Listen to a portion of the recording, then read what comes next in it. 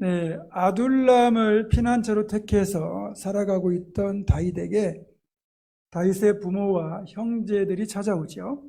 그리고 또 수백 명의 사람들, 이모저모로 세상에서 찢기고 또 상처받고 환난당한 자들이 모여듭니다. 여러분 생각해 보시면 졸지에 도망자의 신세가 된 다윗에게 또 그렇게 많은 사람들이 합류했다는 것이 어찌 보면 천군만마를 얻은 것이 될 수도 있지만, 한편으로 보면 이제 매일매일 무엇을 먹어야 될지 어떻게 살아야 될지를 염려하는 삶이 되었다는 뜻이기도 합니다. 그 많은 사람들을 무엇으로 먹이고 어떻게 재우고 어떻게 입히겠습니까? 그만큼 다윗에게 큰 책임이 주어진 거예요. 게다가 다윗에게는 그뿐이 아니라 부모님의 안위도 걱정이 됩니다. 연로하신 부모님이 베들레헴에서 평안히 사시다가 어쨌든 다윗 때문에 결국 정든 집을 떠나서 이 누추한 동굴로 피난처를 삼아 오셨으니 이 부모님을 모시는 다윗의 마음이 못내 불편할 겁니다. 게다가 사울이 갑자기 이곳을 군대를 거느리고 습격을 한다면 재빨리 도망을 쳐야 되는데 부모님이 연로하셔서 도망치는 것도 쉽지 않고 또 도망친다 하더라도 그 와중에서 다치시기라도 한다면 그 자식으로서 그게 너무너무 이제 마음에 힘들 겁니다. 그래서 다윗이 고민하던 끝에 그가 내린 결정이 뭐냐? 부모님을 모압에 모시는 겁니다. 그러니까 요단 동편 사해 맞은편에 있는 모압이라는 나라에 가서 자신의 부모님을 맡기는 거죠. 물론 이것이 충분히 이해가 되는 것이 이 모압과 다윗과는 일종의 혈통의 인연이 있습니다. 우리가 잘 아는 룻기의 주인공인 이 룻이 다윗의 할머니가 되죠. 그런데 룻이 모압 출신의 여인입니다. 그러니까 다윗의 피에는 모압의 피가 어느 정도 흐르고 있다고 본다면 모압과는 어느 정도 이런 인연이 있기 때문에 그래서 모압을 찾아간 것일 수도 있습니다. 게다가 모압 왕 입장에서도 어찌 보면 훗날 이스라엘의 왕이 될 다윗을 자신이 그 호의를 베풀어 준다면 모압과 이스라엘 사이에 우호 관계가 형성이 될 거고, 그러면 적어도 두 나라는 서로 좋은 관계를 맺기 때문에 침략할 그런 염려가 없을 겁니다. 그런 여러 가지 인연과 정치적 이유 때문에 다윗이 모압 왕을 찾아가서 부모님의 보살핌을 부탁했을 때 모압 왕이 선뜻 그러겠다고 약속을 합니다. 그리고 이곳까지 찾아온 다윗 일행을 아주 극진히 환영하고 대접합니다. 순간 아마 다윗의 마음이 흔들렸을 수도 있습니다. 그동안 사울 왕에게 쫓기며 제대로 먹지도 못하고 자지도 못하고 쉬지도 못했는데 이렇게 모압 왕이 자신의 일행을 극진하게 환대를 하니까 아예 이참에 이곳에 눌러 앉을까라는 생각이 들 수도 있는 겁니다. 그런데 다윗은 얼마 전 가드 왕 아기스에게 망명을 요청했다가 죽을 뻔했던 위기를 떠올리며 내가 머물 곳은 모압이 아니라는 사실을 그렇게 다시 한번 확인하고는 이제 모압에서 가깝고 이스라엘과 모압 그 국경 근처에 있는 한 요새를 택하여 거기에 머물기로 결정을 합니다. 이 요새라고 번역되는 히브리어 단어가 마사다거든요. 이 마사다는 그 학자들의 추정에 의하면 다윗이 머물렀을 요새로 가장 강력하게 여겨지는 곳이기도 합니다. 이 마사다는 그 사해 서쪽 중앙 해변 왼쪽에 그 서쪽에 위치한 고원지대의 요새로서 이곳에 이제 다윗이 있게 되면 만약에 사울이 자신을 공격한다 그러면 사해만 돌아서 건너가면 바로 모압 땅이니까 얼마든지 피할 수도 있고, 또 말이 요새인 그대로 소수의 병력으로도 얼마든지 대규모의 병력을 막아내기에 유리한 지형이기 때문에 마음먹고 만약에 여기서 사울의 군대를 막아내려고 하면 얼마든지 막아낼 수 있는 그런 조건을 갖춘 기가 막힌 곳입니다. 이 마사다 저는 이제 그 2004년도에 가 보았는데요. 이 높이가 한 400m 정도 되는, 400여 미터 정도 되는 높이에 이 고원지대에 이제 평지가 되어 있는데 길이는 600m, 그리고 좌우의 폭이 넓은 곳은 한 250m까지 되는 이렇게 생긴 지역입니다. 위에 부분이 평지가. 그런데 이곳은 그러니까 동쪽, 남쪽, 북쪽 이 3면이 깎아지는 절벽이에요.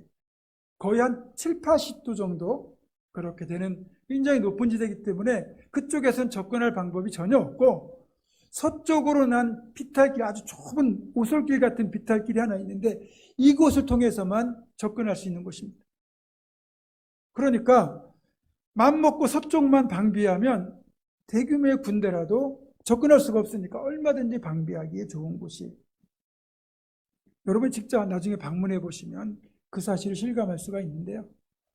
유대인 역사가인 요세푸스, 1세기의 역사가인데 요세푸스가 기록한 유대인 전쟁사에 보게 되면 이 마사다에 얽힌 비극적인 이야기 하나가 기록되어 있습니다. 로마의 지배에 항거하여 유대인들이 주 66년에 반란을 일으킵니다. 그런데 주 70년에 로마의 군대에 의하여 압도적인 군사력과 공격력을 결국 감당하지 못하고 주 70년에 예루살렘이 함락이 됩니다. 그리고 성전이 완전히 파괴됩니다. 그것으로 이제 유대인들의 반란은 끝을 맺었는데, 이때 이 반란을 빠져나와서 960명의 남녀 유대인들이 소수의 병력이 지키고 있던 이 마사다를 공격해가지고 그곳을 점령하고는 이곳을 근거지로 삼아 로마 군대에 항거하기 시작합니다. 이에 이제 로마 당국은 실바라는 장군에게 로마의 정예군단인 10군단을 통수로 하게 해서 마사다를 공격하게 합니다. 근데요, 말씀드린 것처럼 이 마사다가 천의 요새인지라 2년에 걸친 공격에도 끄떡없이 버텨냅니다. 결국 로마 군대가 전략을 바꾸죠. 그 좁은 오솔길밖에 되어 있지 않던 이 접근로를 흙을 갖다 계속해서 보면서 넓은 공격로로 확보해 나가는 겁니다.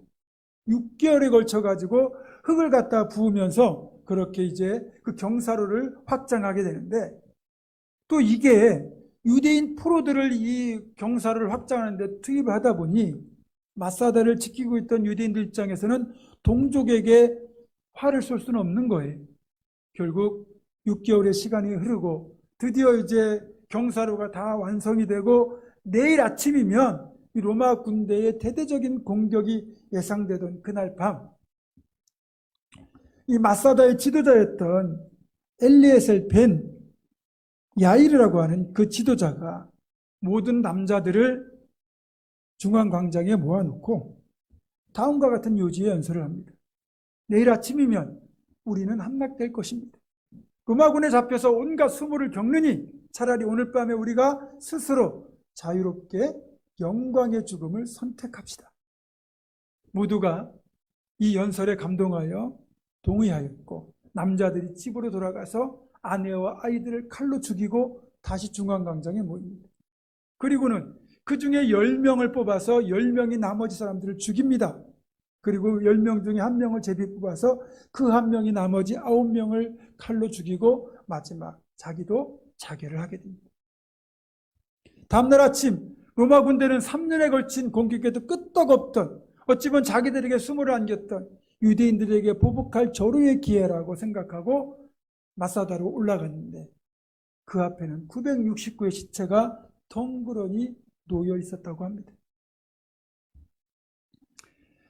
지금 이제 이스라엘은 사방의 적에 둘러싸여 있죠. 근데 이스라엘 남자나 여자들이 훈련소에 입소해서 훈련소를 마치고 수료를 하는 그 수료식장에 이 마사다를 활용하고 있습니다.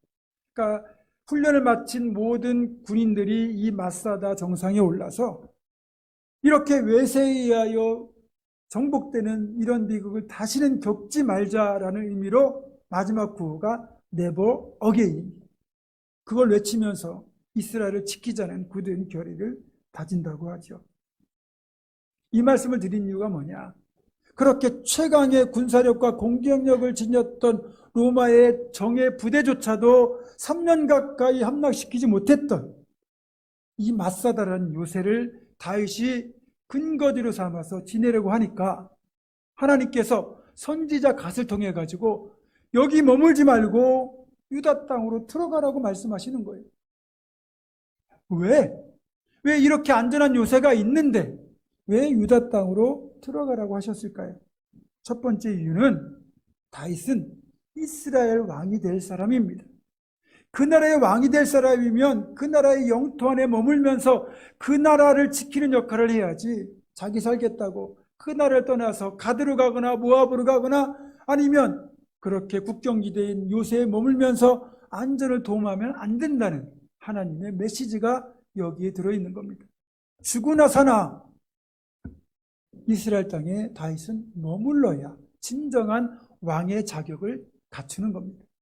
하나님의 사람이면 그래서 하나님의 땅에 머물러야 되는 것이고요. 오늘날로 말하면 성도라면 교회를 떠나지 말고 반드시 교회 공동체 안에 머물러야 된다는 뜻이기도 합니다.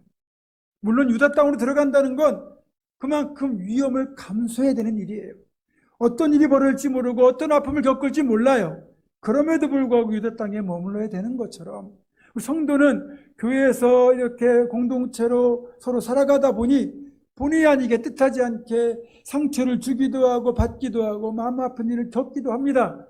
그렇다고 해서 교회를 떠나는 것은 하나님을 떠나는 것과 똑같다는 거죠. 어떤 일이 있어도 하나님 안에 머물라, 그 메시지가 여기에 들어있는 겁니다.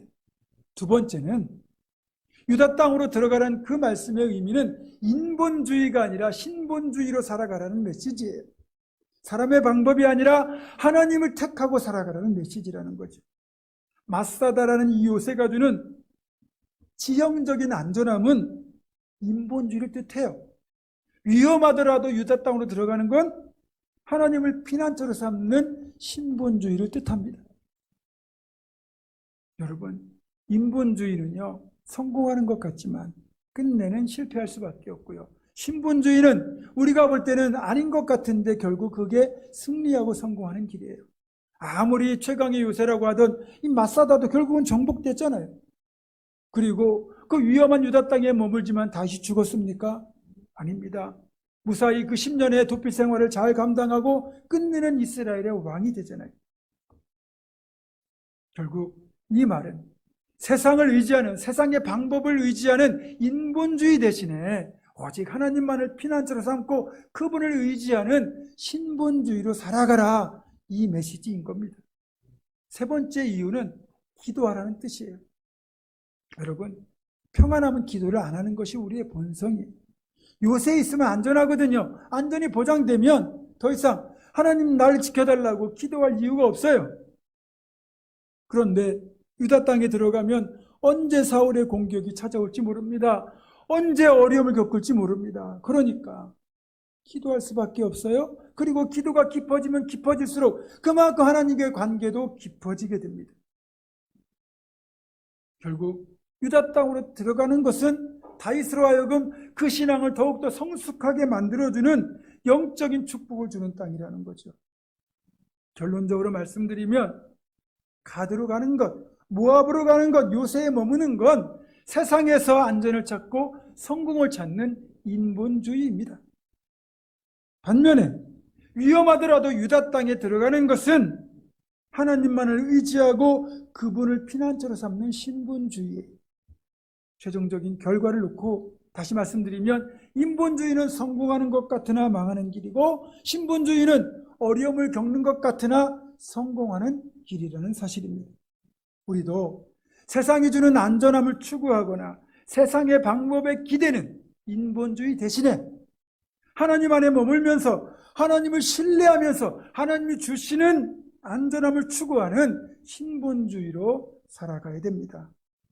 어떤 일이 있어도 우리가 머물러야 될 땅인 교회를 떠나지 말고 또 어려움이 커질수록 기도가 더 커지기에 영적인 성숙도 이루어지는 유다 땅에 머무는, 그래서 신본주의로 살아가는 저와 여러분 되기를 주님의 이름으로 축원합니다. 한편 다윗이 다시 이렇게 유다 땅으로 들어왔다는 정보를 들은 사울 왕은 기브아 언덕 위에 신하들을 모아놓고 이렇게 말을 합니다. 7절입니다. 너희 베냐민 사람들아 들으라. 이새의 아들이 너희에게 각기 밭과 포도원을 주며 너희를 천부장 백부장을 삼겠느냐. 지금 이 말만 놓고 보면요, 사울은 베냐민 사람들에게 지역감정, 지파감정을 자극하며 다윗을 퇴적할 것을 요구하고 있는 것으로 보입니다. 사울은 베냐민 지파 출신이고 다윗은 유다 지파 출신이에요.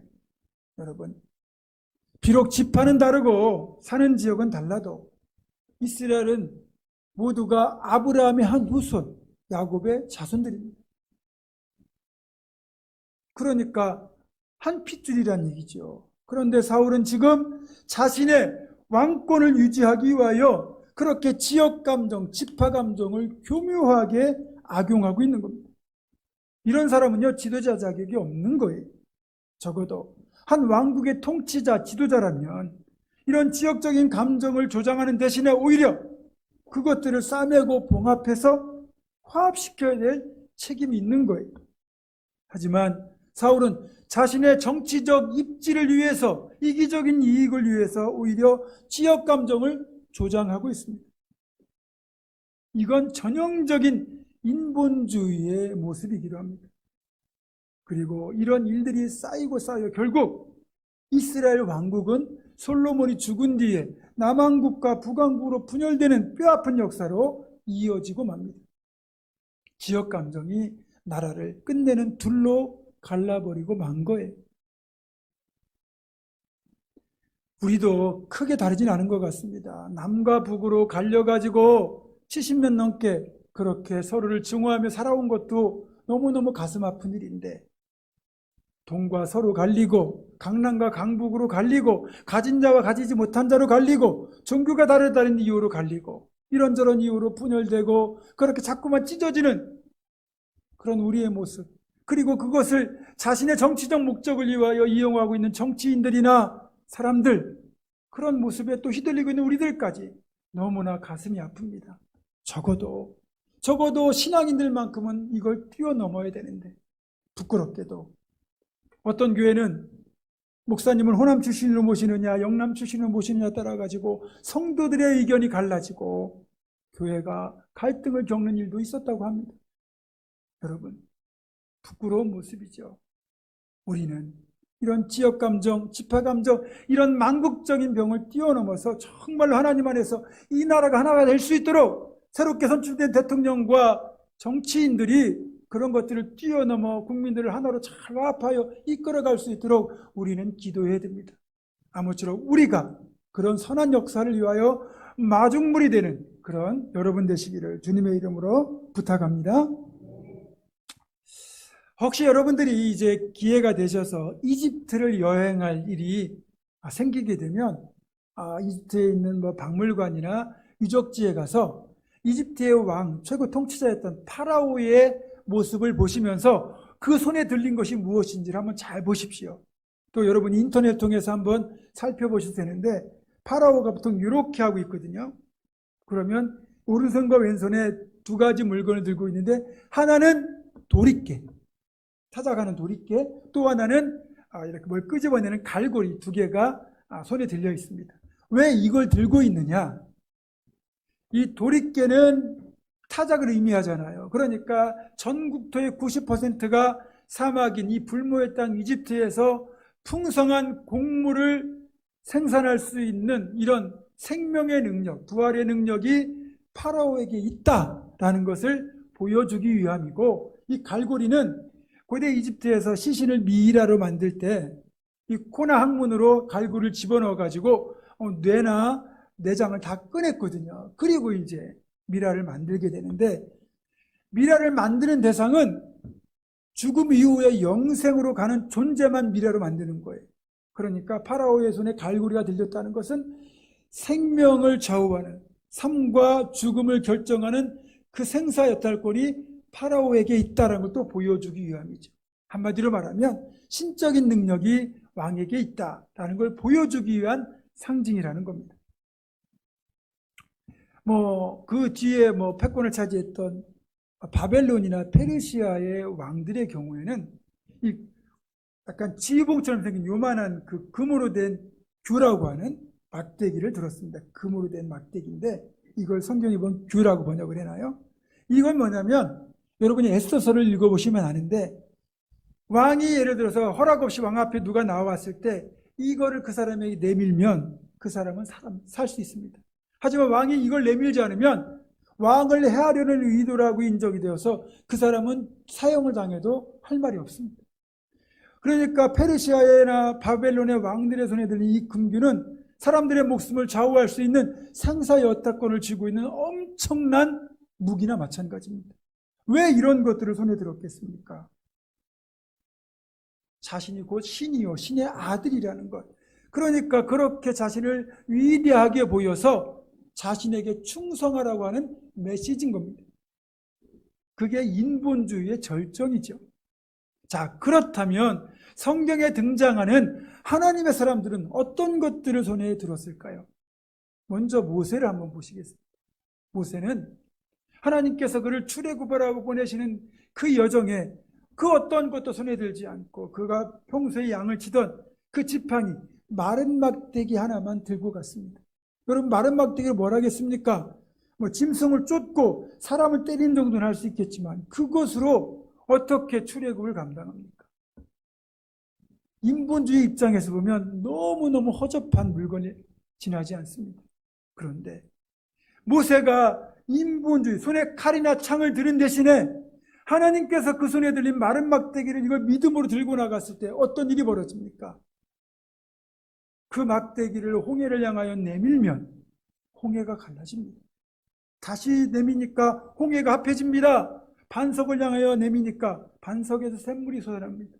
10가지 재앙이 임하고 그것으로 60만 명이라는 엄청난 인구를 40년 동안 광야를 무사히 건너도록 이끄는 하나님의 능력의 도구가 되었습니다. 다윗은 또 손에 무엇을 들었습니까? 그가 골리앗과 싸우러 나갈 때 다윗의 손에 들린 것은 다름 아닌 물매였습니다.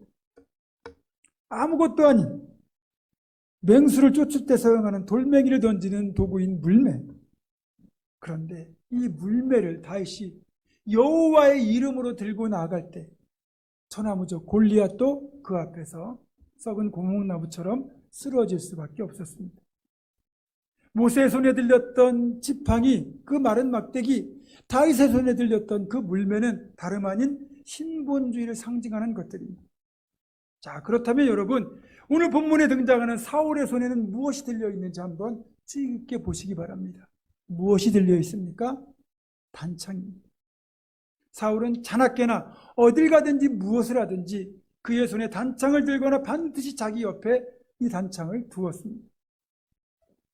사울은 사실 단창의 전문가라고 할 정도로 단창을 사용하고 던지는 일에 능숙했던 사람입니다.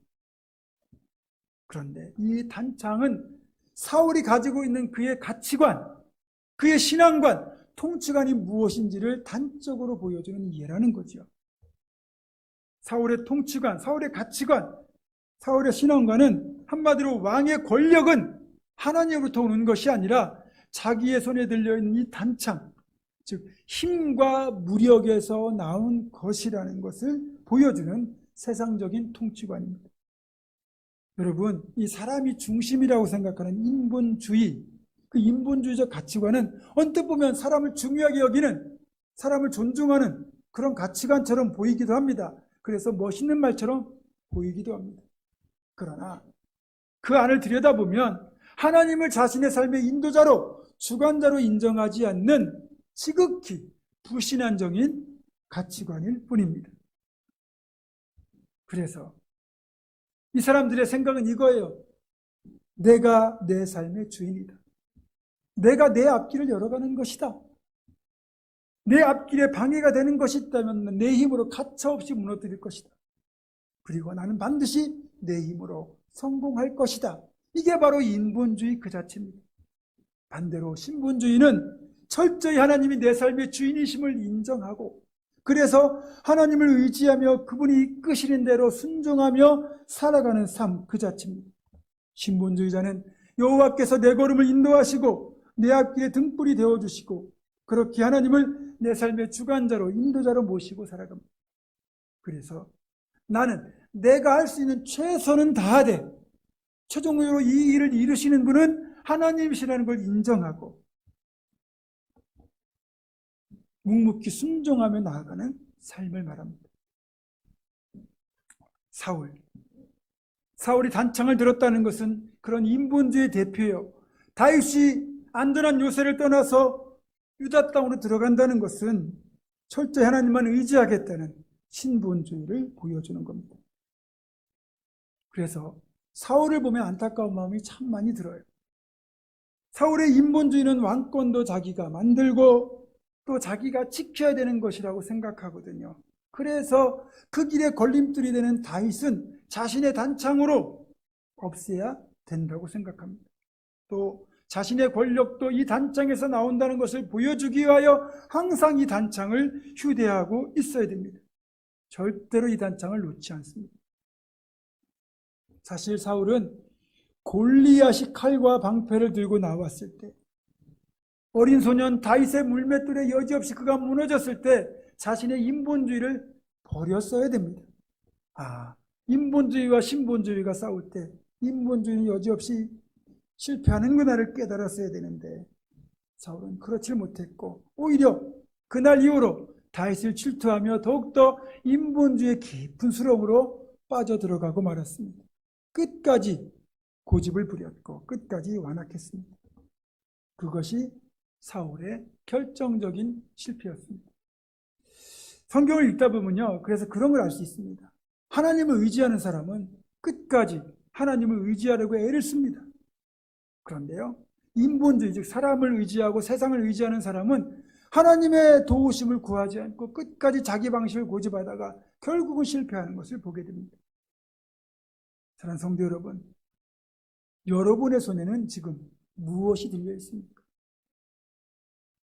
사울의 단창입니까? 아니면 모세의 마른 막대기입니까? 다시 묻습니다. 여러분은 인본주의자이십니까? 신본주의자이십니까? 바라기는 오직 하나님, 오직 주님만을 의지하는 사람이 진정한 신본주의자이며 최후의 승리자가 될 것입니다. 사울의 단창 같은 세상의 수단을 의지하는 인본주의자가 아니라 유다 땅으로 들어가서 온전히 하나님만을 의지하는 다윗 같은 신본주의자로 끝까지 살아가는 우리 모두가 되시기를 주님의 이름으로 축원합니다. 기도하겠습니다. 전능하신 아버지 하나님, 다른 어떤 것도 아닌 오직 하나님만 의지하고 하나님만 신뢰하며 하나님의 뜻을 순종하며 살아가는 신본주의자로 살아가는 우리 모두가 되게 하여 주시옵소서. 우리 주 예수 그리스도의 이름으로 기도드립니다. 아멘.